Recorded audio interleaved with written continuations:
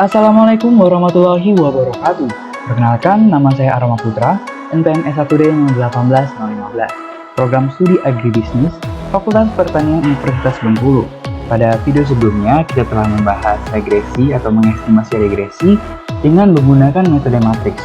Nah, pada kesempatan kali ini, kita akan menggunakan metode OLS. Langkah pertamanya sama, kita buka aplikasi Shazam, dan di sini ada dua layar. Bagian layar editor kita tempat untuk mengatakan instruksi-instruksinya, dan di sini saya telah buat beberapa atau instruksi-instruksinya. Kita klik open saja, kita buka. Nah, ini merupakan instruksi-instruksi dengan menggunakan metode OLS. Langsung kita klik run, dan ini muncul langsung hasilnya.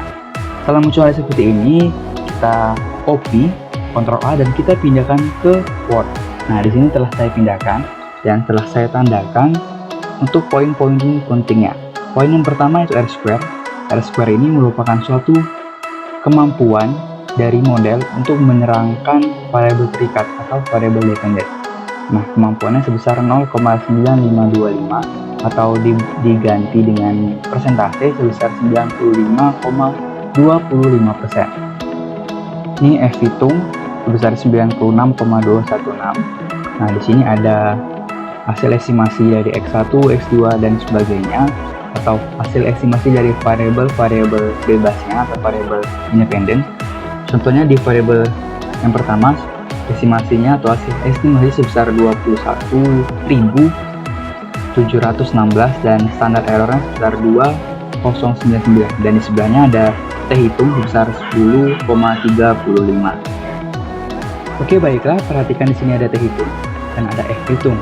F hitung ini untuk menunjukkan atau untuk mengetahui apakah variabel-variabel bebas ini secara bersama-sama mempengaruhi variabel tak bebasnya atau variabel terikat.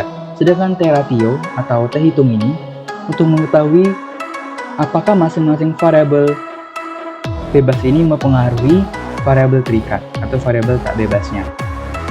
Oke, dari sebanyak ini atau dari sebanyak hasil ini kita dapat persingkat itu menjadi dua buah cara, yaitu menggunakan tabel dan menggunakan persamaan.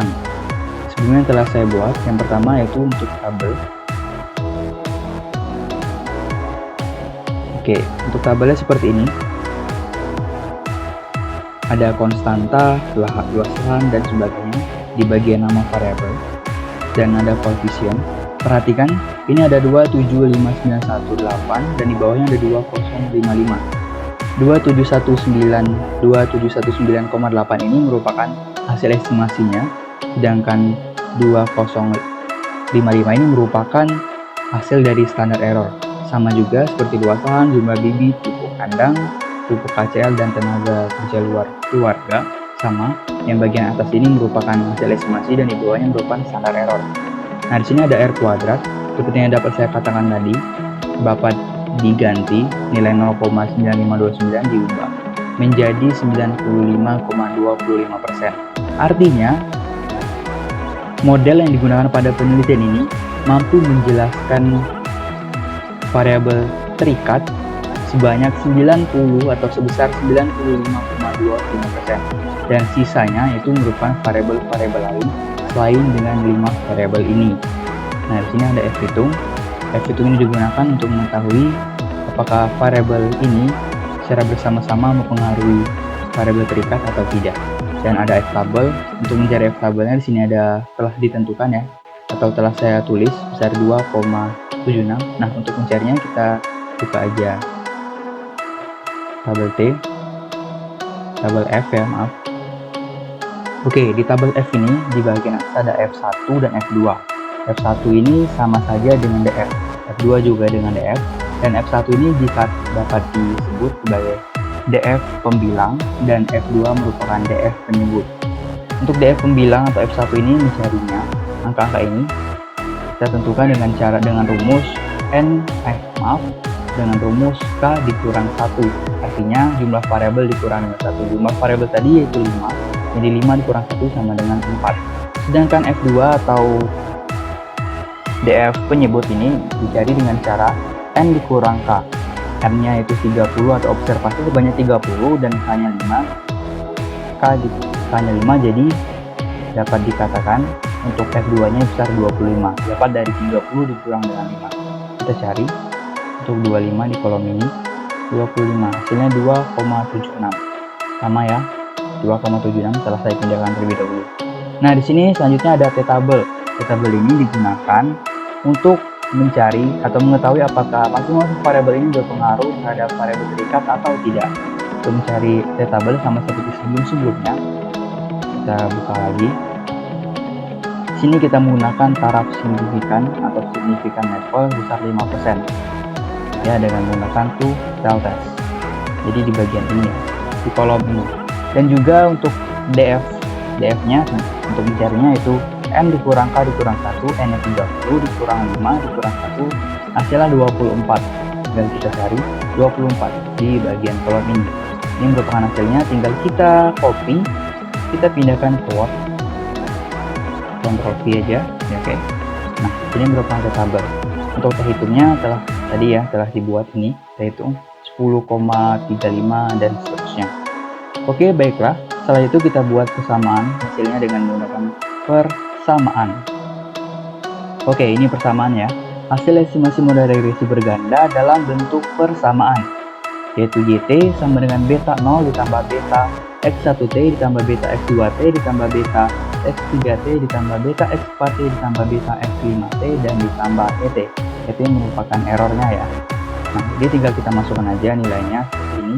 2791,8 dapat dari sini ya. Yang di atas ini sama seperti tadi. Dan di atasnya merupakan hasil estimasi, yang di bawah ini merupakan standar errornya. Jadi tinggal masukkan aja nilai beta-betanya seperti ini.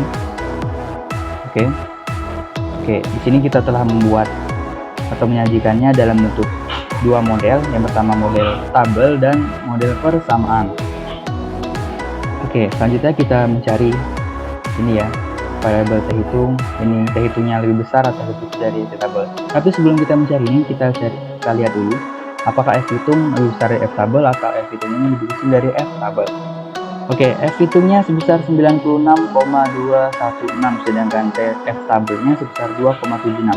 Jadi langsung dapat kita katakan, dapat kita lihat bahwa F-hitung ini lebih besar, jauh lebih besar dari F-table.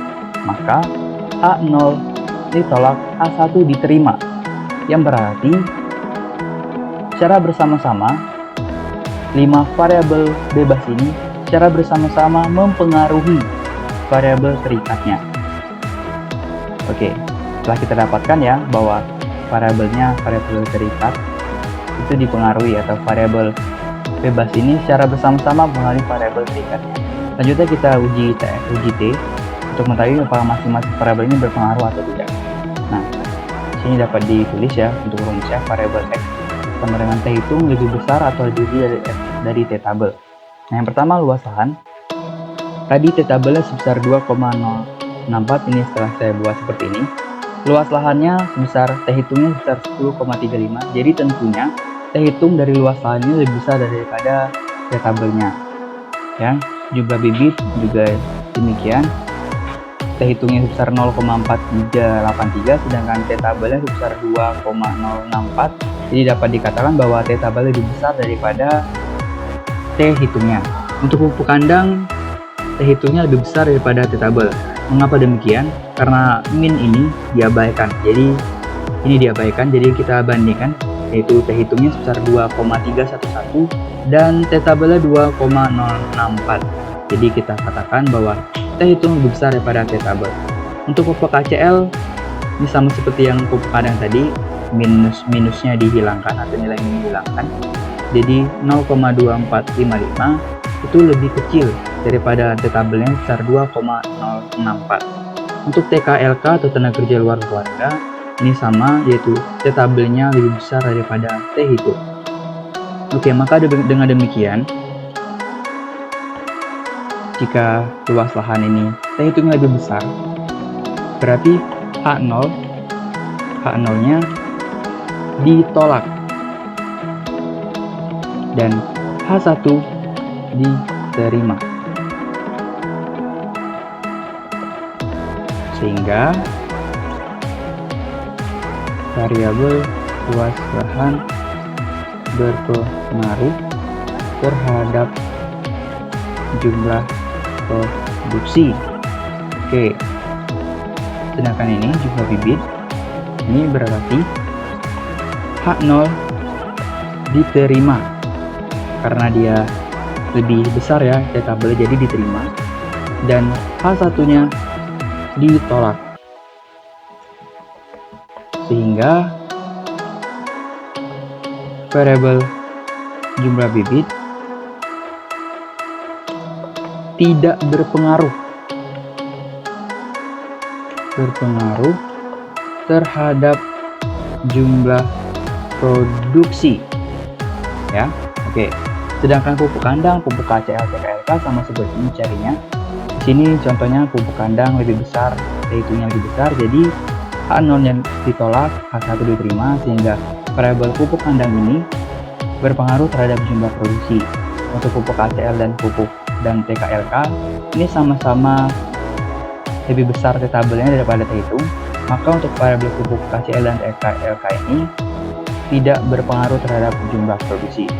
Nah, setelah kita buat seperti ini, untuk mempercantik atau mempermudah dan buat menarik pembaca untuk membaca hasil ini, maka kita buat suatu interpretasinya. Seperti ini telah saya buat sebelumnya. Hasil ini itu sama saja seperti yang di sini ya. Oke, sebelum kita ke sini, kita selesaikan dulu penjelasan di sini. Perhatikan jumlah lahan 21716. 2176. Oke, artinya di sini kan sehingga variabel luas lahan berpengaruh terhadap jumlah produksi. Hasil estimasinya sebesar 21.716. Oke, jadi 21.716.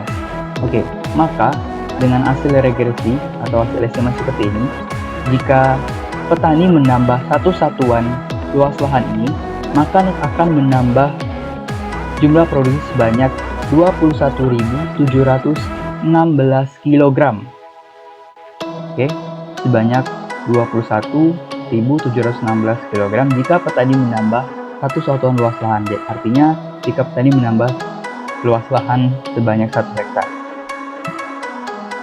Oke, jumlah bibit di sini hasil regresinya. Jumlah bibit 47816. 47816. Artinya di sini kan variabel bibit tidak berpengaruh. Artinya jika petani menambah satu satuan bibit yaitu kilogram, maka akan mengurangi hasil produksi sebanyak 4,716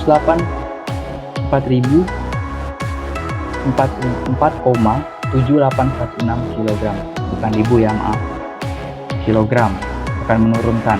Oke, akan menuruni sebesar 4,7816 untuk total produksinya.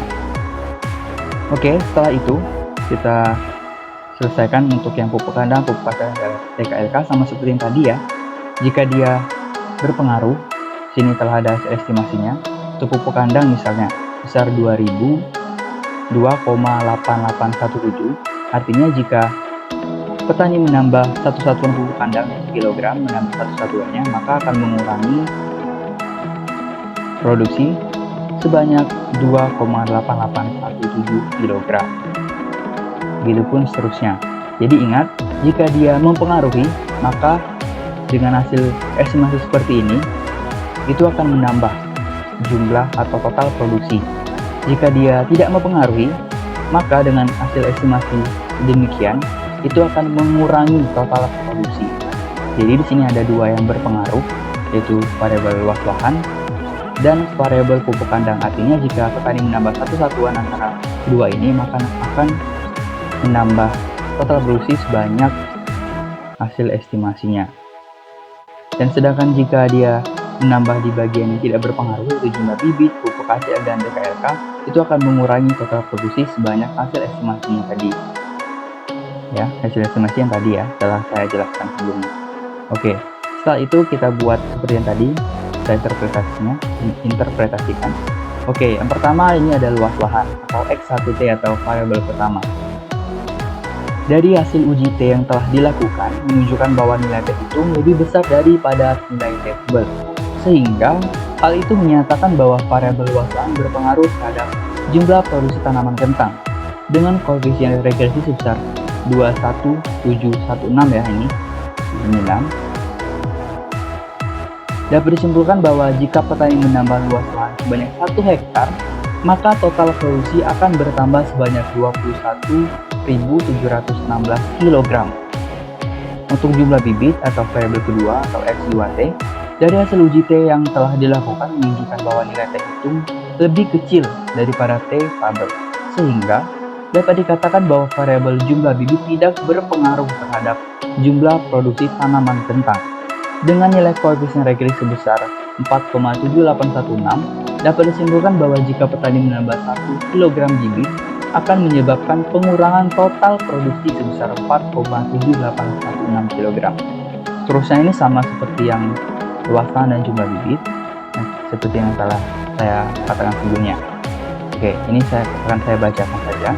Untuk pupuk kandang, dari hasil uji T yang telah dilakukan menunjukkan hasil bahwa nilai T itu lebih besar daripada T-table, sehingga dapat dikatakan bahwa variabel pupuk kandang berpengaruh terhadap jumlah produksi tanaman kentang.